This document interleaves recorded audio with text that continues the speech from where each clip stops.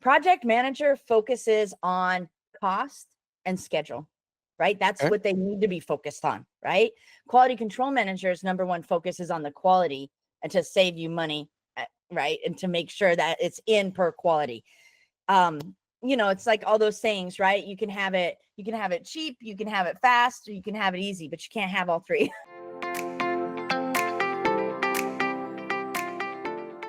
Hello, everybody. Chris G here, Hard Hat the CEO, and welcome back. Today, we're going to talk a little bit of quality control. And why is that important? Because you don't want to do your stuff twice. And sometimes I've been there, we've done it 2 or 3, 4 times. That sounds awful, but it is awful. And it's what they call a job from hell. But to help me talk about that, I got some good friends here down from Southern Missouri, and that's just south of me, obviously. And Glenn and Renee Glendenning, how y'all doing today? We're doing real good. Thanks, Chris, how are you doing today? I'm doing great. You guys specialize in quality control, but before we get into that, tell us a little bit about yourselves, please. Sure, certainly. So, Greg Glendenning, I've been a quality control manager for about 15 years, corporate quality, field quality, etc. So I started out in construction, being a laborer, being specialized in HVAC, went through the sheet metal union out in Colorado and Detroit, owned several different companies. Decided to come to the dark side when I met my wife, Renee, in quality control, and I've been doing it ever since. So, awesome. And you're a quality advisor? And I am a project quality advisor for a large utility scale solar company. Quality is quality, no matter who you do it for or where you do it. So, absolutely. Renee, how about you? Yeah, my name's Renee, and I am a degreed mechanical engineer who just fell in love with construction. And I decided I didn't want over the wall engineering, and I really liked the dirt, and I liked to be part of the teams in the dirt. And so I went from engineering into quality control and worked on a lot of federal projects up and down the Front Range of Colorado. Ended up owning my own construction company out there. We were part of the 8A program for those small businesses that understand what that is. So graduated from the 8A program and really wanted to give back. I really found a shortcoming of good applicable quality control training that would help contractors of all sizes. And I know we briefly spoke about a lot of your folks are smaller and they don't really have the money to have a single QC manager. And that just speaks to my heart because that is what our program is all about. So helping those that don't necessarily have a robust QC department still have the quality control to protect their profits. So let's start out with that. How can I, as a small contractor, I have a team, obviously. How can I implement that quality control that, in theory, is going to save me money? I hope that will be my goal. That's I guess the whole point. That's the whole point. And the way you really become able to do that as a small contractor, I believe, is by cross-training your team, right? Mm-hmm. So we want to retain our staff. That's real important to us small folks. I was a small contractor, so I understand those pains. Sometimes it's feast or famine on projects that you have. So if you've got a good superintendent or a safety folks or a project engineer or a PM, right, that you could cross-train into quality control, then they can run that part for you. Absolutely. And regardless of the cross training, it's good that everybody knows each other's roles, right? I mean, when you're, having to dual hat or your projects aren't large enough or you're just not a large, you're a smaller general contractor, it's good to have that cross training. Yes. It gives those employees value, and it gives you value so you don't have to worry about where you're going to hire the next one. Yeah.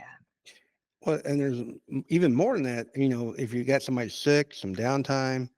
Or if someone wins the lotto and leaves you. That's always our joke. Good for them. That's right. Yeah, right. In our training. But when employees leave and you're small and you're dual hatting folks, it really leaves a huge hole, right? And I think the other thing for small folks is they think that they need big software and they need to spend all this money on this expensive software in order to have any quality control program. And that is absolutely not the case. We ran a $15 million company with iPads and digital forms that are just made on Word and Excel. So we've done it. We can do it. We can teach other folks how to do it. So you don't need the backing of a big mega giant to have a quality control department that protects you. Yeah, some of those programs out there, you know, we've all seen Prolog and Procore and the big programs like that. They're really nice and there's nothing wrong with them, but they're just not that affordable for the smaller general contractors. They're not cost effective, right? And so where we've based everything is it's real plain and simple, like Renee had talked about, Microsoft Office Suite, you know, Bluebeam, an iPad. Heck, you can even go hard copy and print the forms out and fill them out. We're old enough to remember those days. Yes, absolutely. It's how easy you can get the work done and how cost effective you can do it and still see the same benefit in the results, right? Absolutely. Yeah. Well, one of the ways I love the cross training, what I used to do, and if you guys have, I'm not sure you guys have, I'm sure my listeners have, guys come up to you and say, how can I make more money? I want to make more money. I want to make more money. Right. And I would say, okay, I will pay you more money if you learn how to do this. Yep. Yep. And you don't have to pay them as much because they're not doing it every day. Right. But their backup. Yeah, they add that value, right? They add that value to themselves and to the company. Yeah. So like you said, it's either growth where you can just move them up. Right. You got backup, somebody's not showing up, and it might not be as efficient as it would be if the main guy was there, but that's okay. You're still moving along. So absolutely. Yeah. We all have different personalities and we all have different skill sets. Yeah. You know, and in that cross training, again, it makes you more valuable. It leaves you back up. Somebody goes on vacation and they may not be there the whole entire time, but you need somebody to fill in, or you've got a small little thing for a small window of time you need done. And or when staff goes on vacation. Yeah. I mean, it's not much of a vacation when you dread coming back because you're going to have piles on your desk, right? And we all know, we've all done that. But you also can lose a lot of money and a lot of time as a small contractor that way. So if you've got folks that can step in and you have standard processes, then that alleviates losing time and money. So the standardization is, you hit the nail right on the head. You know, in our training that Renee has developed, it's standardizing everything. So it doesn't matter who hops in this week or who hops in next week, or so-and-so's won the lottery and you need to take, you need to, have somebody backfill their position. It should be the same, right? And as the owner, it gives, value to that, that you know where to go, you know where to look, you know what to expect, and it's the same across any project. Yeah. And hiring folks nowadays is a huge cost for small contractors. I read a study the other day. It's 1.5 times a salary for that individual to bring them on board. That's advertising, that's paying the recruiter, that's going through the interview, that's doing the onboarding process. That's a big hit and a huge cost when, if you cross train like Chris has done and said he has done, and you use your inside resources for a lot of those hats. I mean, huge cost savings. So. Yep, absolutely. Now, I'm old school, and when I think of quality control, I think of somebody coming around checking something. Yeah. And that's probably what it used to be, but it's not necessarily now, and nor do we want to be heavy in management and low on productivity. Right. So what you're talking about is standardization, as in you get to create the standard, you teach the standard, and then you basically monitor it, right? And make sure that's absolutely right. Yeah. And it's standard from everything, right? From documentation to quality reports from the field, to how you're processing submittals, to how you're even marking up as-built drawings. I mean, we've stepped in and helped companies fix problems where their person that was doing the as-builts, left, got transferred, went somewhere else, and then they don't even know where they stopped. Yeah. And that's a problem too. So you're absolutely right. And QC is a lot more than just going in the field and pointing fingers. And that's not the kind of quality control anybody wants. That's not helping your bottom line, right? You want your quality control to be proactive, not reactive. Yeah. And that goes back to training and, making your standards. And that's the rut that, a lot of quality control managers fall into, is that they're so overwhelmed because they don't have a standardized process that they're following, and they're very reactive, right? They're not in the field. They're not being proactive, finding the problems before they cost the issues, before they cost you, before they go in, they cause rework, and we find so many times on projects that we've come in and helped out, we're affectionately, or whatever you want to call it, called the closers. We very rarely do we get to start a brand new one, because that's what we specialize in too, is going in and rescuing projects that are behind. And we find that for so long, the QCs are just, they don't know what they're doing. They're buried. They're 2 or 3 weeks behind on paperwork. Superintendent's yelling at them because the subcontractors aren't starting. They're installing material that's not approved, and so it just snowballs. And so it's all about knowing what you're supposed to be doing, the roles and responsibilities, and being proactive. And it's hard. It's not easy. It's hard, but it can be done successfully. Now, as a small contractor, or even medium-sized contractor, and we're growing, we're building our business, scaling, getting more people on board. If you do it right at the beginning, like you bring Renee in, and Renee is teaching us all the standardization stuff the way that we do it, is there, I don't mean this negative, I want to say it positive.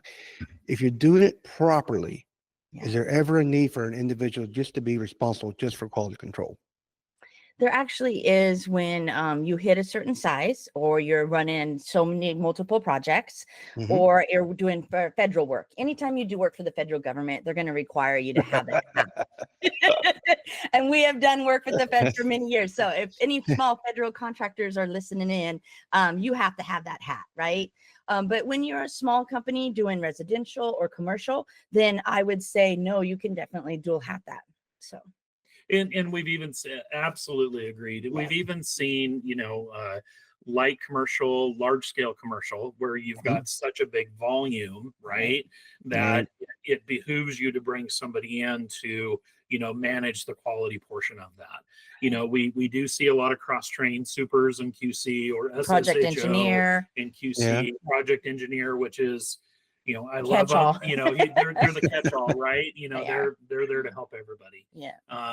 We've had human usually lacks, safety right? and quality control is almost the same guy almost sometimes. For a lot, we like to say, call a rose by any name. We don't really care. You just need to protect yourself. And that kind of rolls into subcontractors too. We do a lot of these talks, and it's like, well, they're only talking to general contractors, and they're only talking to the big boys. And that's not true, because the subs need to protect their work just as much as the general contractors do.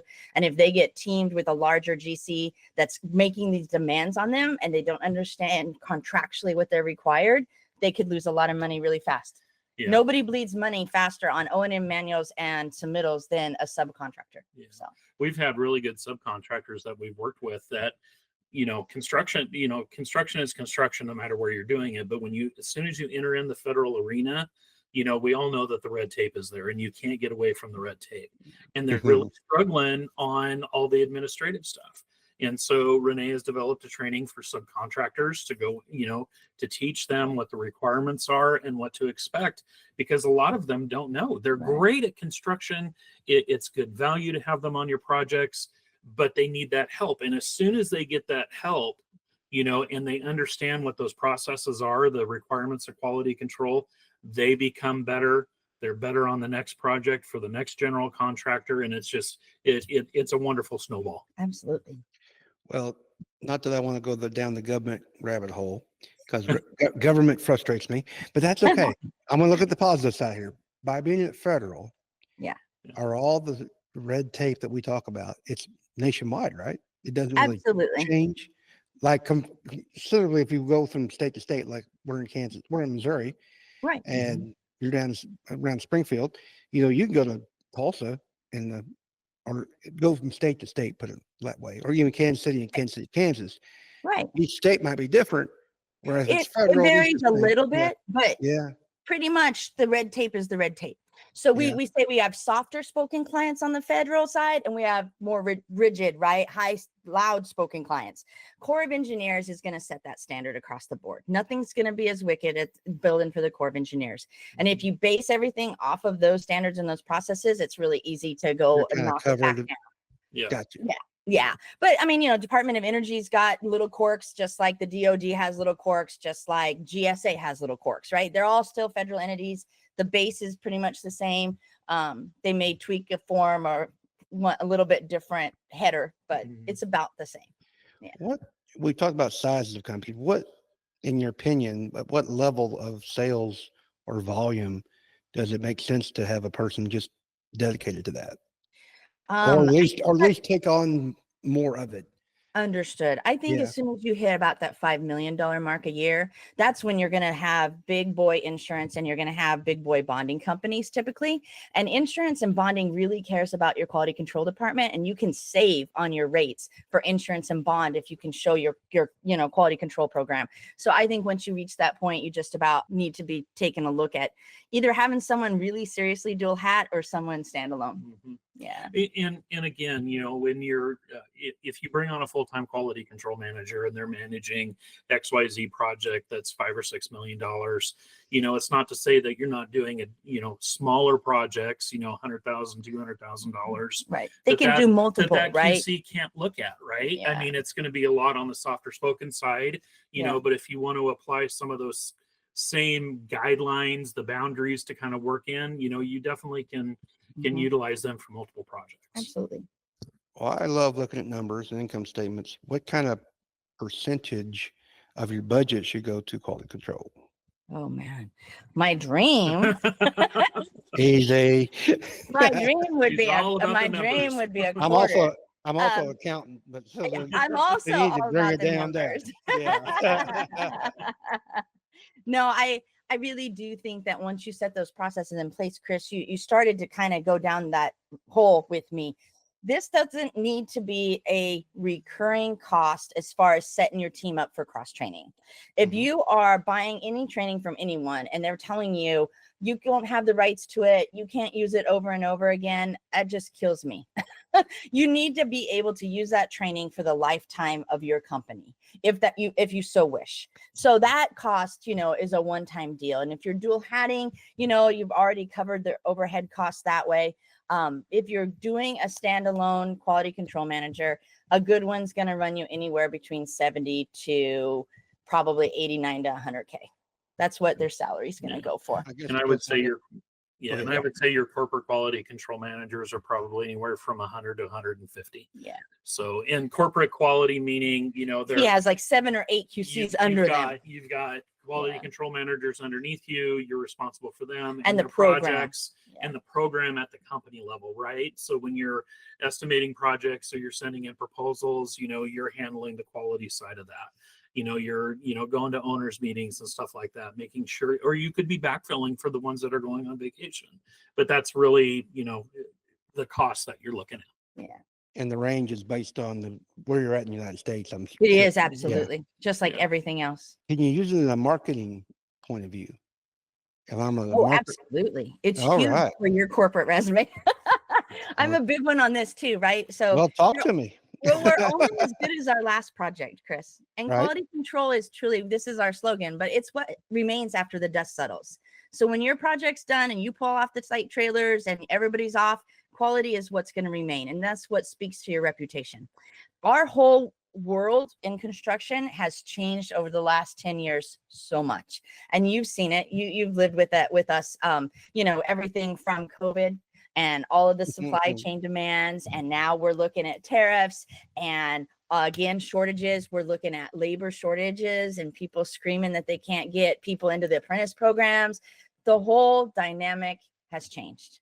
And so reputation now is probably second only to price. And I can remember back in the day, Chris, because I've been in the industry almost 30 years now, when they would throw the low price out because they missed something, right? And everybody was going for the middle or the high price because they knew that was going to mean a lot of change orders and they're on their game. And that's not the world we've lived in for a very long time, but we're starting to see that shift now where if there's 2 contractors going after the same bid and their prices are semi-close, but one has a better portfolio and shows a strong quality control program, they are literally getting picked over the other one. And it really does help because it's so competitive. We're all so competitive right now. So, well, whenever you talk about a project, right, wrong, or indifferent, you talk about the quality of the project, right? The quality of the landscaping, the quality of the construction, it is all based around the quality. Now, whether it's the quality control manager's direct responsibility or not, it's all about the quality. Whether you're a general contractor and you've submitted a portfolio and you're bidding on getting this project, or you're a quality control contractor, that's looking for his next project, it's all based on the quality of the work that you've done in the past. That's how you get repeat reputation. Clients. That's right. It's all about reputation. And we're all trying to load the book. So. Yeah. So you mentioned book. My assumption is it's easier to start when you're smaller, but obviously it's anytime you can do it, but a manual of some sort that you keep track of, right? Now, I know even for the government, sometimes you have to have all documented and show things. But even just for the residential and commercial guys, is it a training manual or a organization or separate things as far as? Yeah, go ahead. typically it's a separate quality control program for you on a corporate level, but it doesn't have to be scary. That makes it sound so big and expensive and scary, but it literally just lists your procedures. This is how we handle submittals. This is our review time on submittals. This is how we store them, whether it's, electronically or you've got a file cabinet. I'm old school. I still love paper. This is how we handle RFIs and change orders. This is how we do closeout documents, O&Ms, owner training, right? It's just, those are the basics, right? To walk through how you're handling all those processes. And that's really the program that everybody needs in the least. And everybody's already doing that, whether you're even residential, small commercial, it doesn't matter. You're processing RFIs when you have a question, whether that's to the client or the design firm, you're doing that. You're doing submittals already.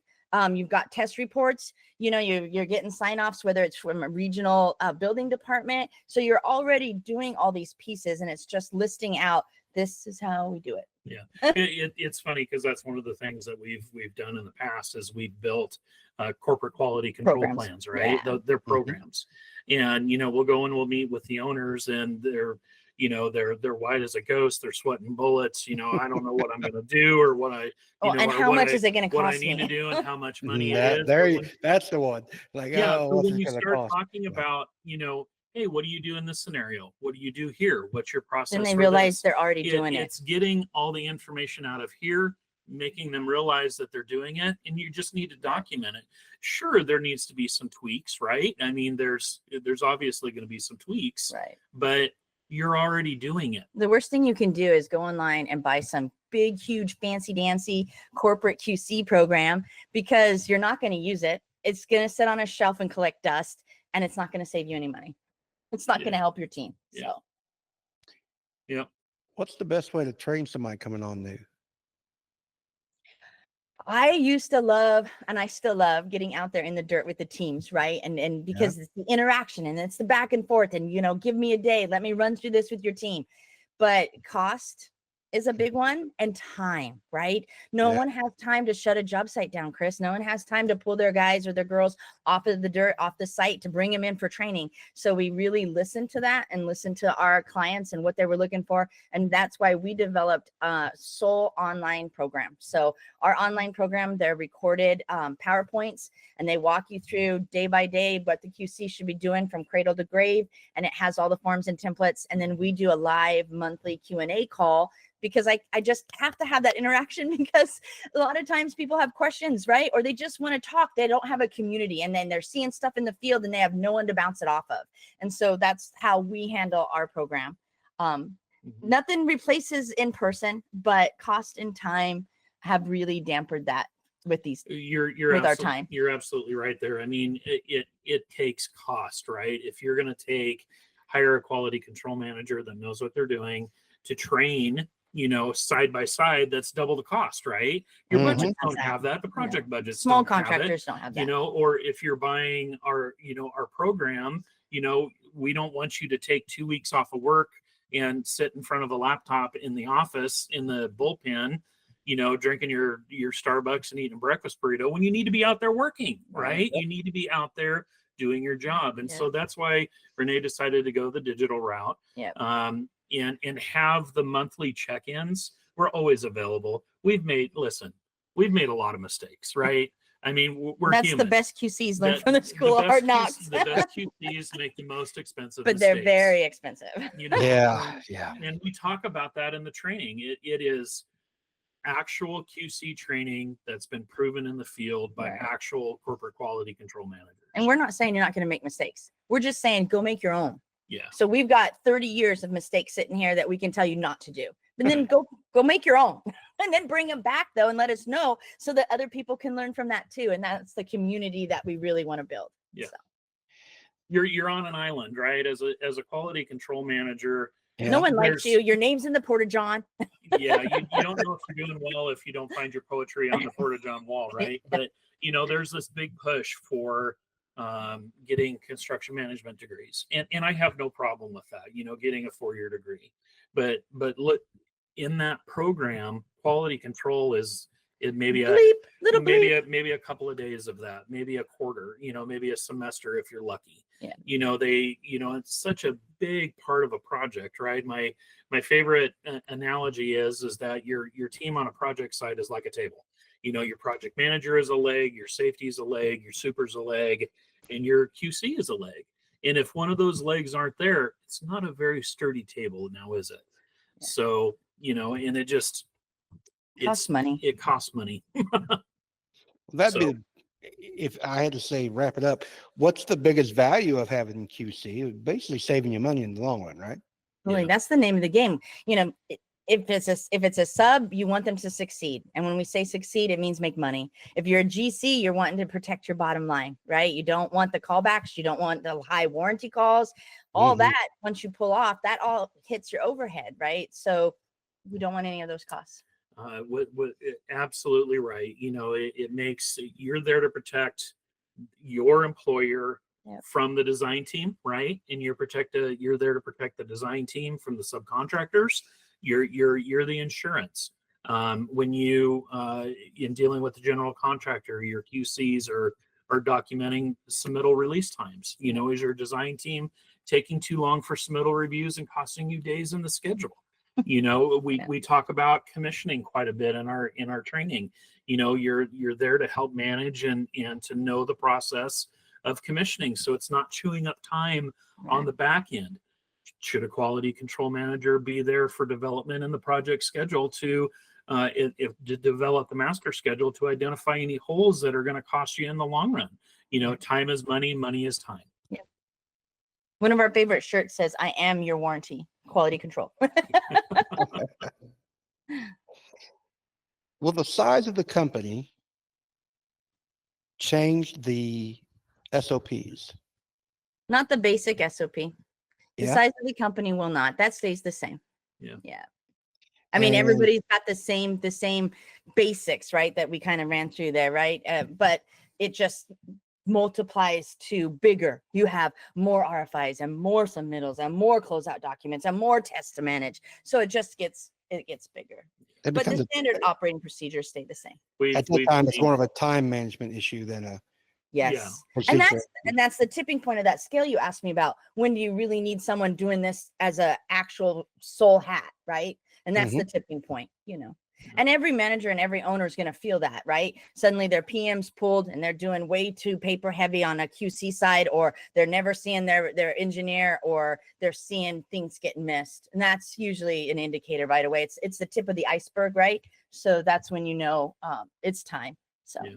Yeah, absolutely. So if I'm a listener and I'm a smaller company, smaller sub, smaller even GC, right. I don't have some of these procedures you're talking about. So do you make suggestions on what we need to have? Or I have it, or I have it, I just don't know I have it. I'm just doing it. Right. Right. Yeah, no, we sure can. And we will definitely write those programs or help folks write those programs.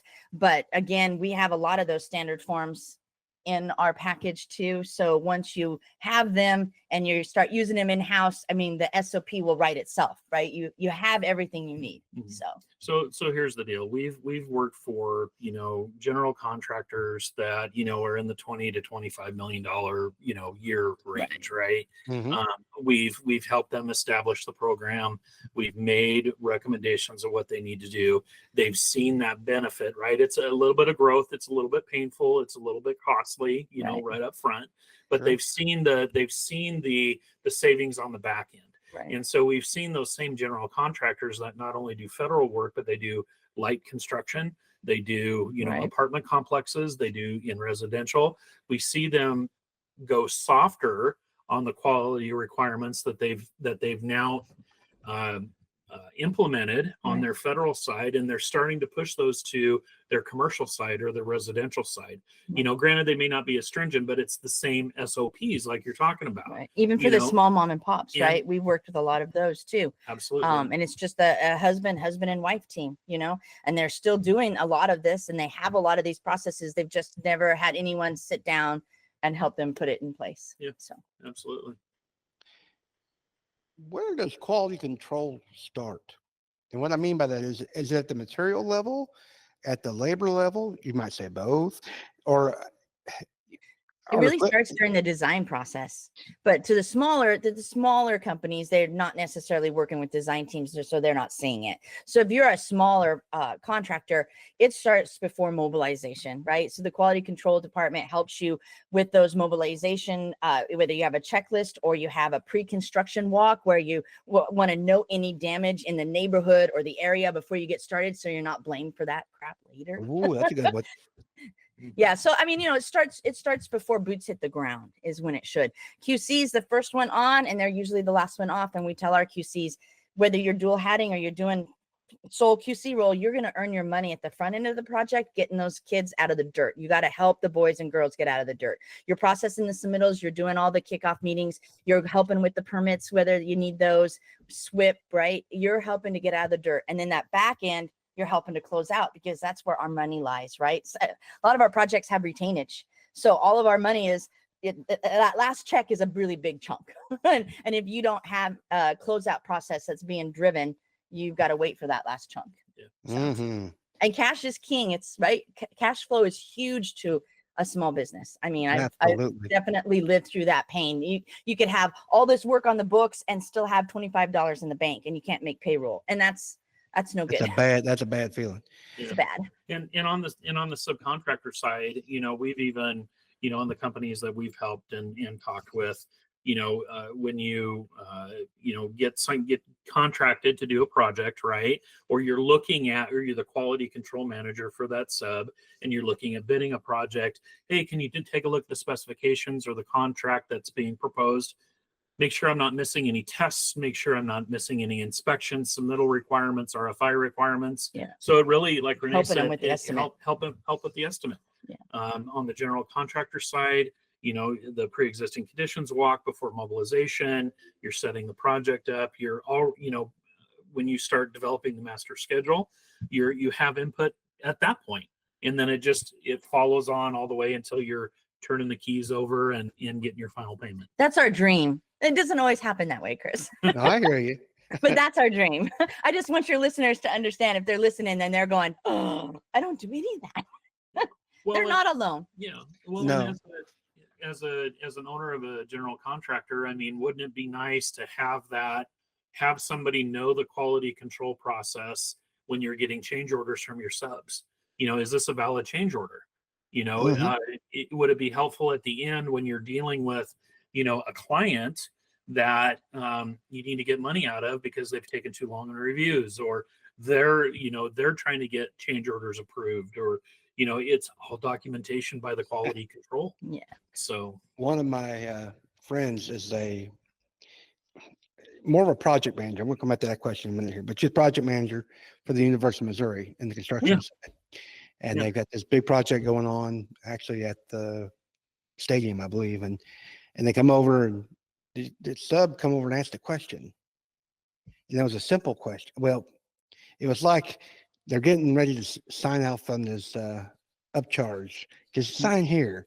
Yeah. And she said, well, you tell me on I think it was like a $40 million project, that you didn't have estimated in there this one possibility of going wrong. Right. And they looked at her, and they turned around and walked off. Yeah.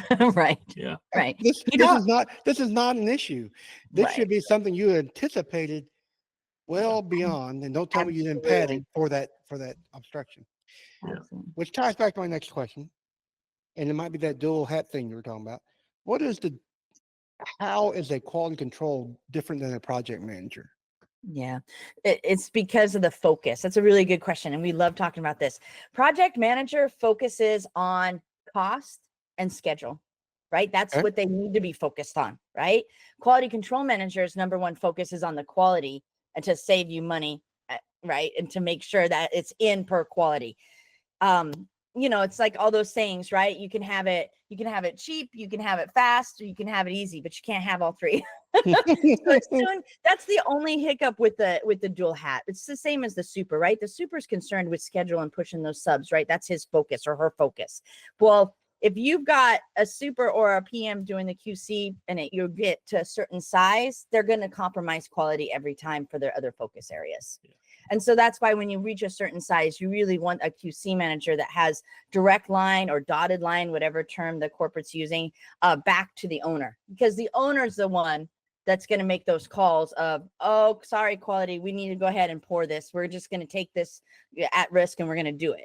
That should be the ownership seat making that kind of decision. So if you dual hat with some of our other team members, they have other focus areas that they are going to put first. Yeah. You mentioned something earlier that made me think of Ricky and the Boss. You ever listen to those guys on? Yes. Yes. Yeah. You can't have it all, he said. No, you can't. You can't have it all. Do you want it to work? You want it to be right? We try hard. That's right. Last question. I am assuming, and please confirm this, I'm sure the answer is be yes, but a quality control manager or even quality control in itself will pay for itself in the long run. Oh, absolutely. Yeah. Absolutely. If you've got a trained staff, your first project where you're running a good QC program, it should pay for your QC manager on that first job.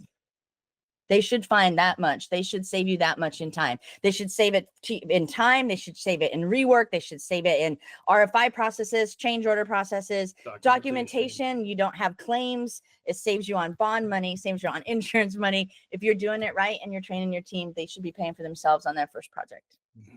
Yeah. Awesome. Yeah. Renee, Greg, I do appreciate your time today. Oh, thanks for having us on. It's been wonderful. It's so refreshing to talk to folks that have that pool of smaller contractors. It seems like the only people who get airtime are the big juggernauts. And it's really nice to have someone that's looking out for the smaller contracting community. There's far more smaller general contractors and subcontractors out there that want to do this work. And they want to do it right. Very, very good at this work. Yeah. And they don't have a voice and they don't know where to go. So, you're giving it to them. Absolutely. And we appreciate the opportunity. I'm fortunate enough that my company, we work out not in the big cities because I have Amish. They can't go into cities. But a lot of these, if you want the work and you got to go to the big cities, get involved with all those restrictions and the red tape that you love. The red tape that I love. And there are some counties that we work in that have that red tape. Right. You just got to know how to deal with it and prepare for it and know what to expect. And whether it be training in advance or just like the rule of hard knocks that you learned the hard way, you don't forget those things next time, right? So no. Yeah. Well, we're all in this to make a little bit of money, right? To get a lifestyle that we want to grow old in. Do. We're not doing this for funsies. No, everybody's got to eat. So everybody's got to eat and have the occasional. We say beverage. food, shelter, and the occasional beer. Well, I'm going to put your all's information in the show notes below. Perfect. Thank you. Last time to say anything, you got now you have a book, is that right, Greg? We have a couple books. Yes. Yeah, we have a couple books on quality control. So but really it's our program that's helping the folks. Yeah. So sure. Okay. Well, find you guys in the show notes below. Reach out to them, good Missourians, and gotta stick together. That's right. Chris with Hard Hat, the CEO. If you guys like to talk to me about how to grow your business, become that CEO of your business in contracting or anything else, I guess, so you can reach down below and click the show notes. There'll be a link to my calendar and we have a good chat. Everybody, you have a great week. Renee, Greg, thank you very much. Take care. We'll talk to you soon. God be with you till we meet again. Bye-bye.